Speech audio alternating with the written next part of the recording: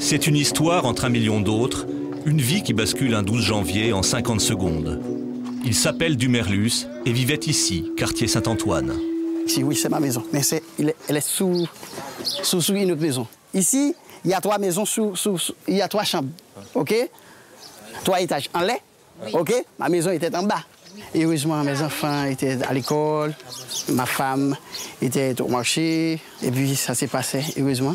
Grâce à Dieu. Nous ne sommes pas mourus, mais quand même, nous perdons toutes les choses, tout ce que nous sommes possédés.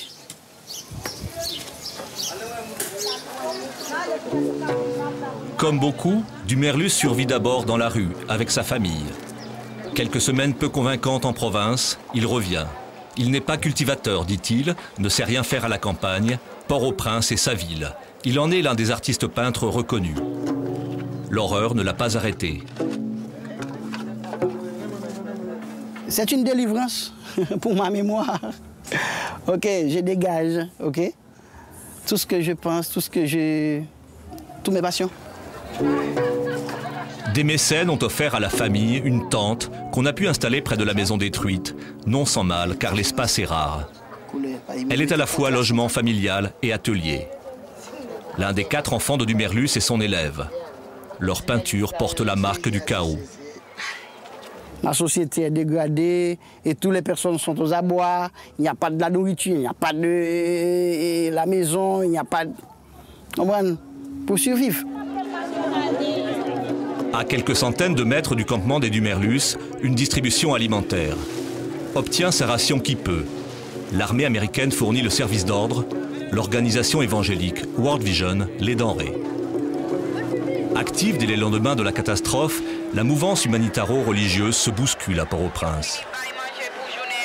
L'aide est parfois généreuse, le message discret ou explicite.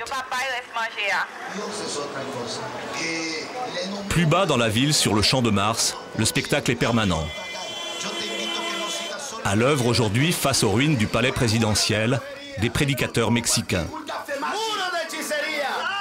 Scène devenue ordinaire à Port-au-Prince, pourtant un peu trompeuse.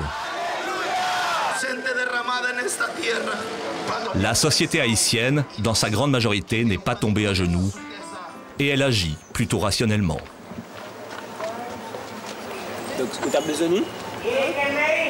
Ingénieur. Dans cette rue du quartier d'Elmas, les équipes de spécialistes tout juste formées par les Nations Unies inspectent chaque maison. Parmi eux, Esther, jeune ingénieure en fin d'études. Cette maison, c'est très dangereux pour la pénétration. Donc, on va mettre une signalisation rouge, c'est très dangereux. Maintenant, on doit voir les responsables nécessaires, par exemple le TBTC, le laboratoire national, pour savoir si on va démolir ou s'il y a cas de réparation. Officiellement technique, l'expertise revêt aussi une dimension psychologique. Avec les ingénieurs, des travailleurs sociaux s'efforcent de rencontrer chaque ancien occupant. Jessica est l'une de leurs coordinatrices. Tout ça, c'est important, c'est d'essayer de voir si on peut donner aux gens cette confiance qu'ils cherchent, de savoir si la maison est fiable, s'ils peuvent retourner, s'ils peuvent laisser les camps. La principale finalité aussi, c'est de décongestionner les camps.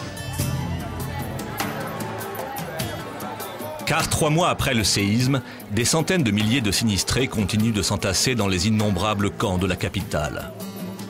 La vie s'y est progressivement organisée. L'aide étrangère est souvent gérée par des équipes haïtiennes. Sur les hauteurs de Pétionville, Bistrou abrite près de 10 000 personnes.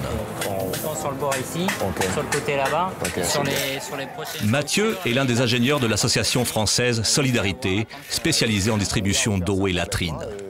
Financement de l'Union européenne, principal bailleur de fonds avec les États-Unis. Voilà. Sur tous les sites où on travaille avec les communautés, les comités locaux.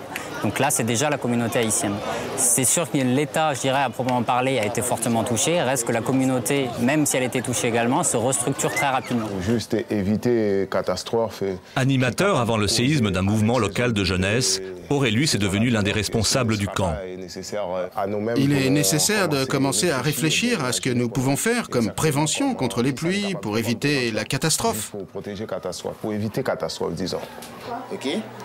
À Bistrou, comme désormais dans la plupart des camps, un comité de coordination s'est constitué à la manière d'un conseil municipal. Organisme de gestion quotidienne, il est aussi la voix des habitants.